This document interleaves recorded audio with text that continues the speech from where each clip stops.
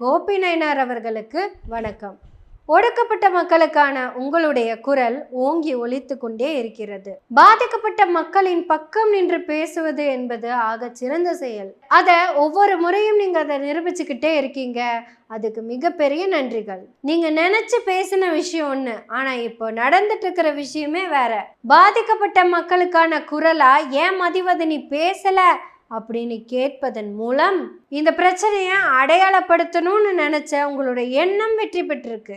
ஆனா வெற்றி தவறா வந்துருச்சு. இப்ப யாருமே பாதிக்கப்பட்ட மக்களை பத்தி பேசவே இல்லை.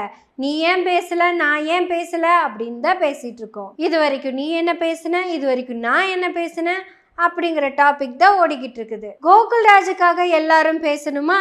பேசணும். யுவராஜுகள் உருவாகாம இருக்கிறதுக்காகவும் பேசணும்ல. அந்த வேலையை பார்த்துட்டு இருக்கிறவங்க கிட்ட நீ ஏன் கோகுல்ராஜுக்காக பேசல அப்படின்னு கேட்கறது